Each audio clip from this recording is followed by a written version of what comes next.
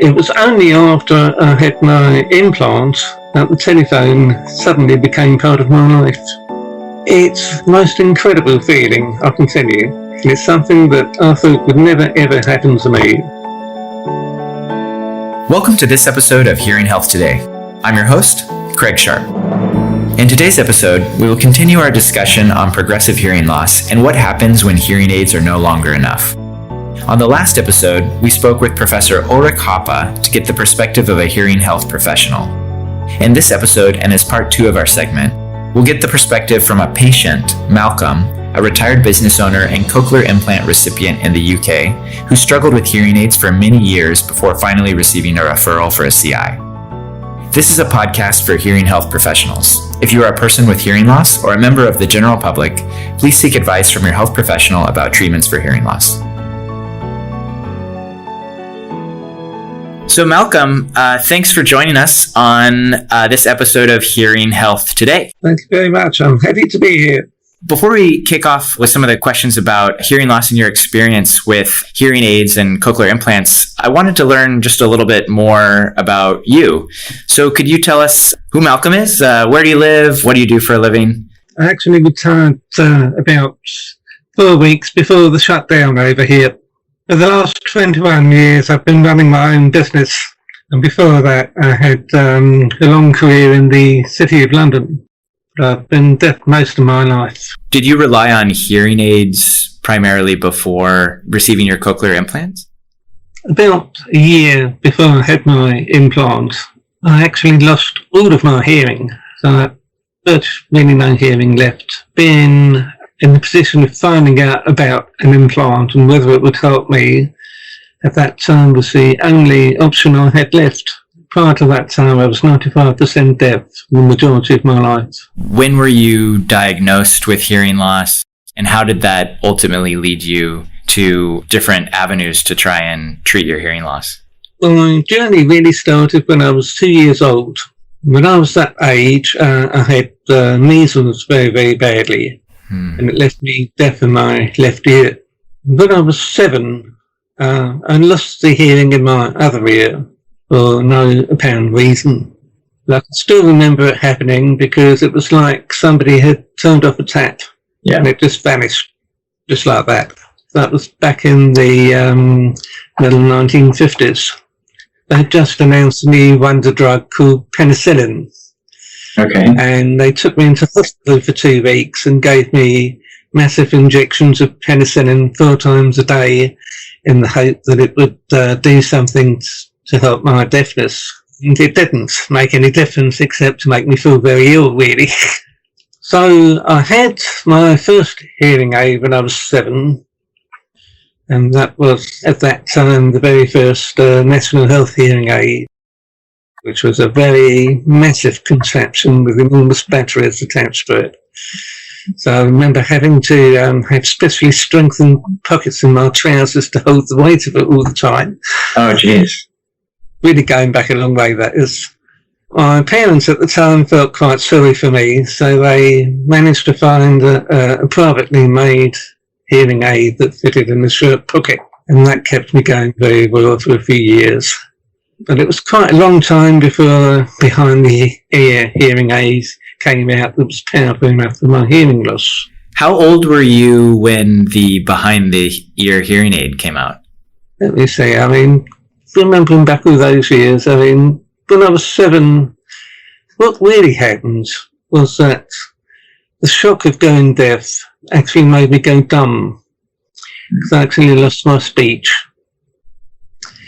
And my parents were referred to a special teacher of the deaf who worked with deaf children. And she managed to get my speech back. She was a very, very forward-looking person in those days because the normal thing when you went deaf all those years ago was that all children had to go to a deaf school. And my teacher was very much against that because she felt that deaf children should have the right to mix with ordinary hearing people all the time. So she and my parents had an enormous fight at the time with the education authorities to get me into a normal hearing school. I think that because I was the very first to be allowed into a normal hearing school, it took a little while for the wheels to turn and for other children to join. I think it took quite a few years before it became a normal thing for deaf children to go to a normal hearing school. By the time I was in my secondary education, I think it was pretty normal for deaf children to go to normal schools. It was a slow process, but it did happen. So at that point, I guess you would have had hearing aids. Were you able to hear well, in both in grammar school and at university? Yes, I think, as I remember it, I was always sitting in the front of the class to be near as possible to the teacher. I think that was the only thing that was a consistent thing that happened.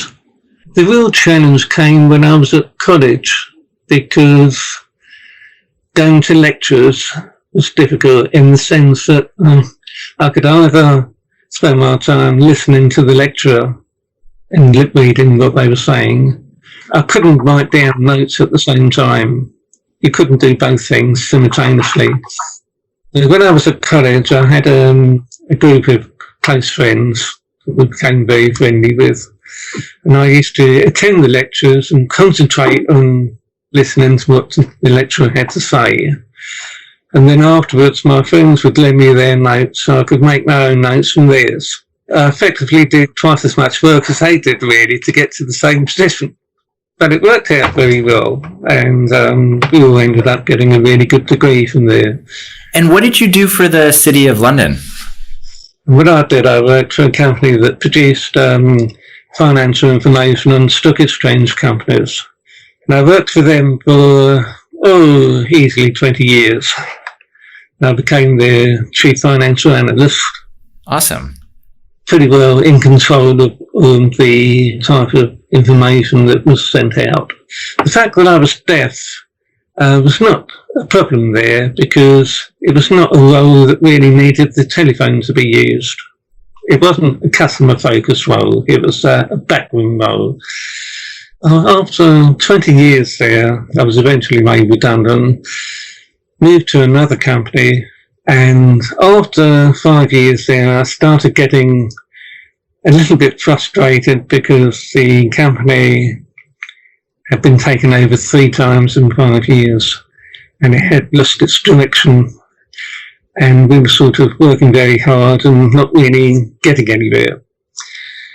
So I was approaching the age of 50, and I decided my 50th birthday present would be to start my own company.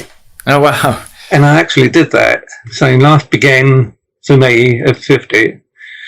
And I started a company that was involved in sign making and graphics design.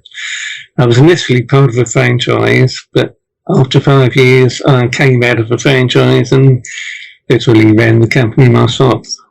And back in those days, that was, believe it or not, when email was just beginning to take off.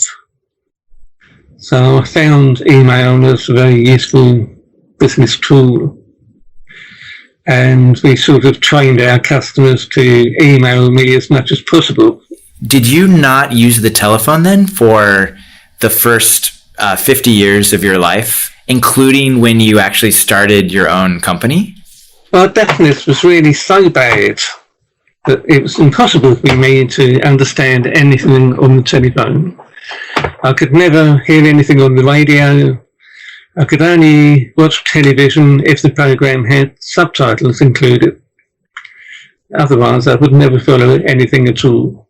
So it was only after I had my implant that the telephone suddenly became part of my life.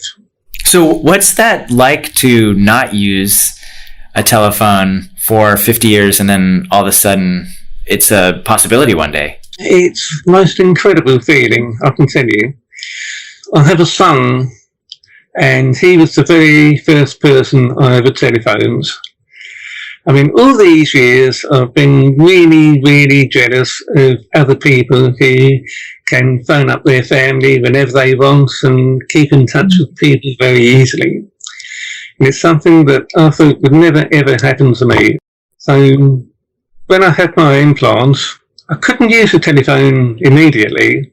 I had to go through that process of learning all these new sounds that I've never heard before. Yeah. It was a few months down the line before I felt confident enough to try and telephone my son. And the first time I did it, I reckon I understood a good 70-80% of what he said without any problem.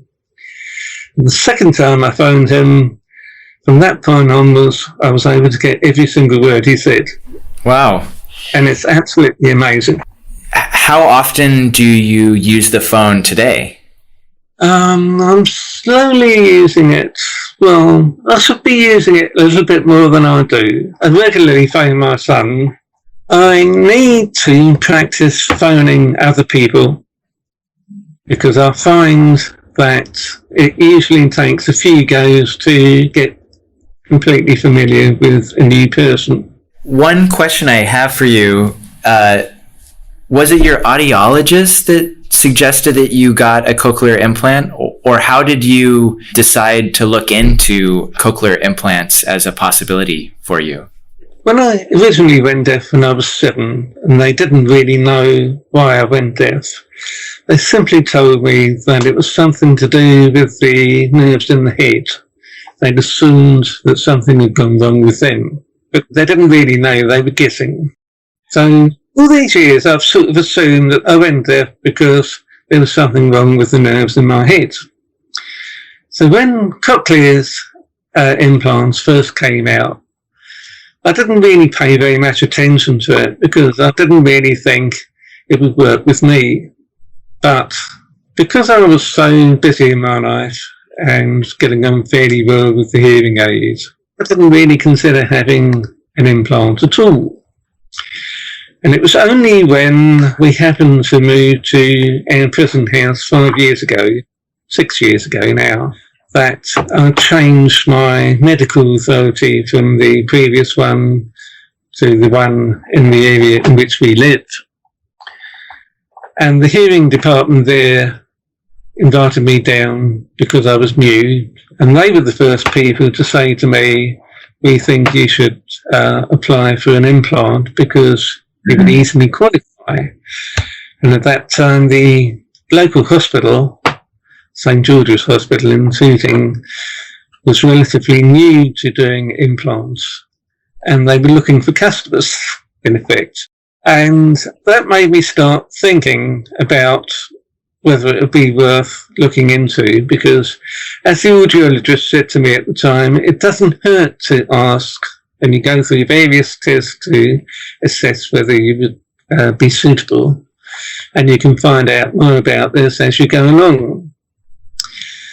But about 6 months after that, I was finding my hearing maybe getting a little bit worse, and I was starting to look into whether there was a hearing aid that was even better than the one I had.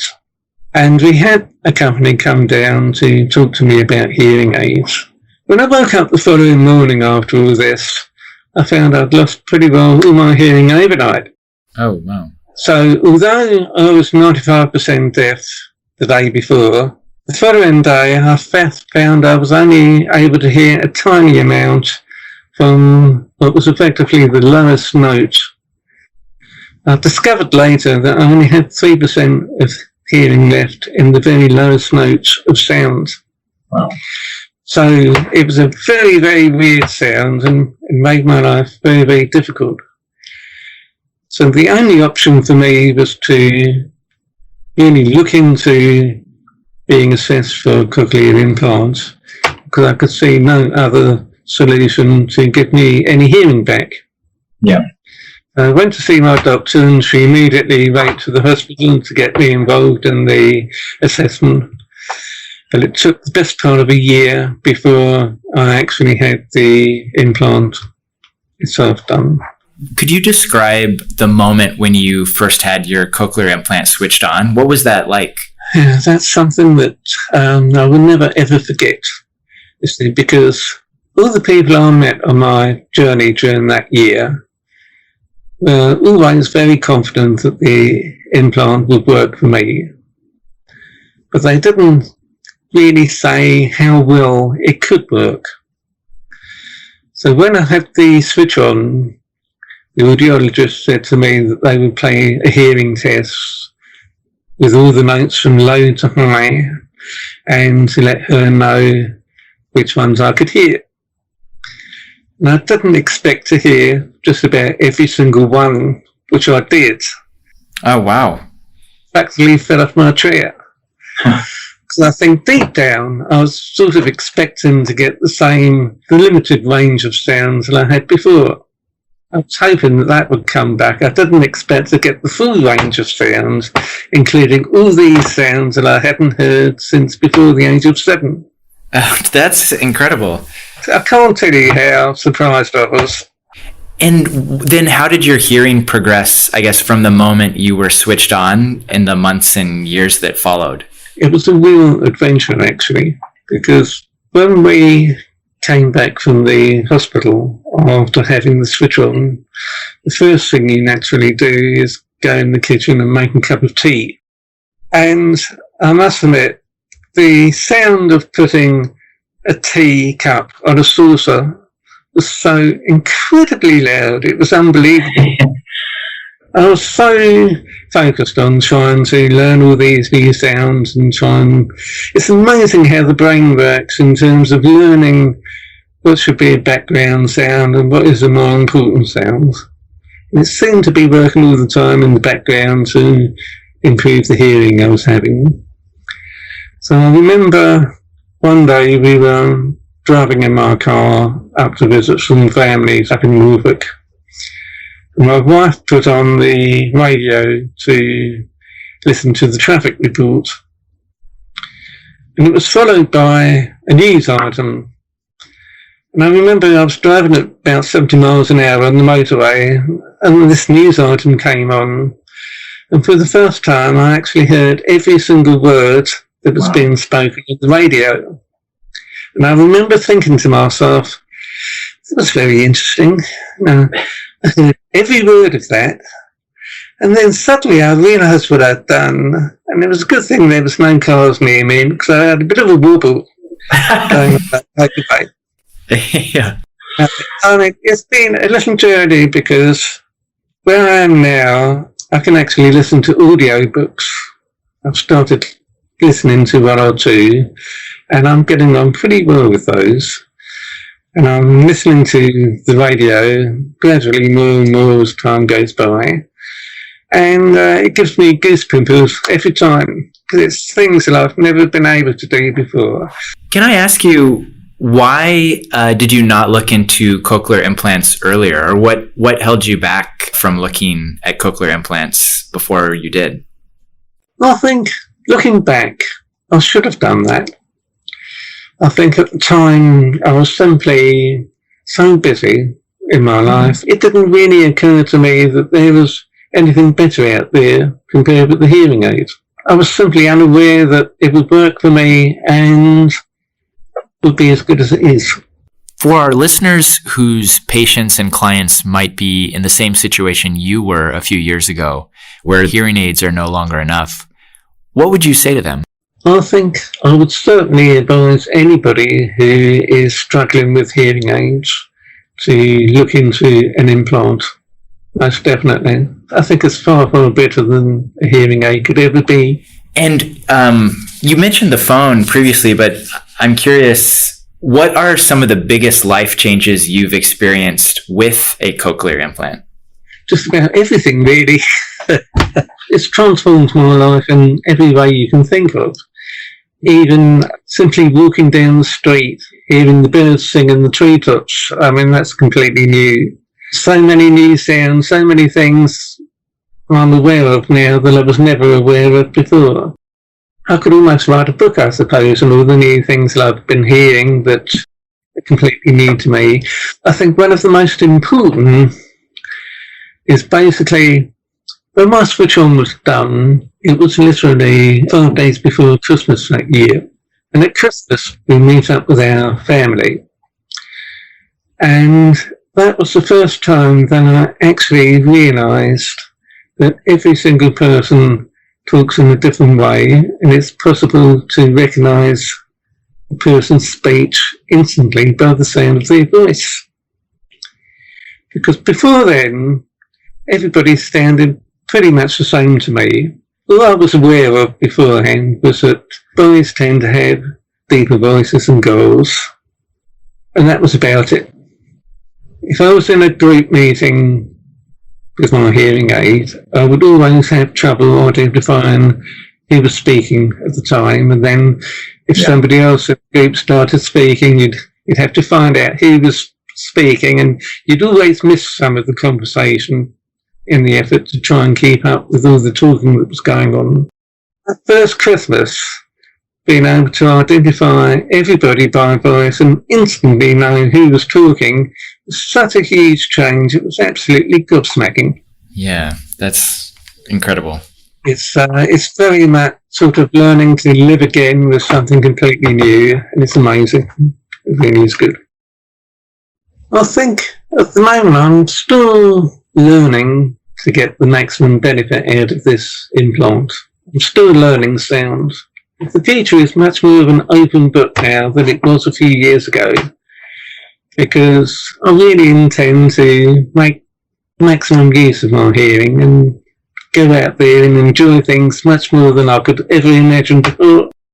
Put it this way, life for me now is so much different to what I thought it was going to be a few years ago. On the one hand, the volume of what I hear compared with the hearing aid is so much greater. Add on to that the range of sounds. Now that I've got the whole range of sounds and not just a few little notes, means the quality of what I hear is so much better and so much clearer. So it's so much easier to talk to everybody. I think that since the switch on, it's been a very, very interesting journey where I've been learning to use my newfound skills slowly but more effectively all the time. And it's been amazing in the sense that my brain seems to have this ability to learn new sounds in the background without me realising it. Once I was about 2 years into the journey, I discovered that my brain was actually telling me what the sound was and where it was coming from in a way that never used to happen. When I was deaf, if a sound happened, I could never tell which direction it came from. I was always the last person on earth that you would ask where the sound came from. But now, if something unusual sound happens, I know instinctively where it comes from and I go straight to it. Oh, that's great. It's amazing to be able to actually do something as simple as that. I've really got to get across the message that having an implant really is not something anybody should worry about, because the end results can be so amazing. There's no way in the world that anybody, given the choice, would choose a hearing aid over an implant if they knew how good it was. You're a testament to that, Malcolm. So incredible what you accomplished with hearing aids, but even more impressive sort of how your life has changed with a cochlear implant. I'm still sort of in a state of disbelief, really, that the way life has changed so much for me, really. Once you got the cochlear implants, how did that impact your business? It made my communication with my staff so much more easy. It made it much easier for me to talk to my customers personally when I saw them. If I'd had that level of hearing when I started my business all those years ago, I'm sure my business journey would have been a lot easier. Now I'm completely retired. You can bet your boots that I'm going to enjoy all these sounds as much as I can. Well, you definitely should, and best of luck in retirement. I'm jealous. Malcolm, thanks again for joining us on this episode of the podcast. Your story is incredibly inspirational, and it was a real pleasure talking with you today. Thank you very much. It's been a pleasure meeting you and talking to you as well. All the very best. And thank you for listening to today's podcast. If you enjoyed it, please make sure you press the subscribe button and give us a rating and a review. If there's a particular topic you'd like us to cover, please mention it in your review. We'd love to hear from you. You can find all the links to what was discussed in today's podcast in the description, and stay tuned for our next episode. In the meantime, stay safe. Just a quick reminder, the views of the interviewees in this podcast are their own and do not necessarily represent the views of Cochlear Limited or its subsidiaries. This material is intended for health professionals. If you are a person with hearing loss or a member of the general public, please seek advice from your health professional about treatments for hearing loss. Outcomes may vary, and your health professional will advise about the factors which could affect your outcome.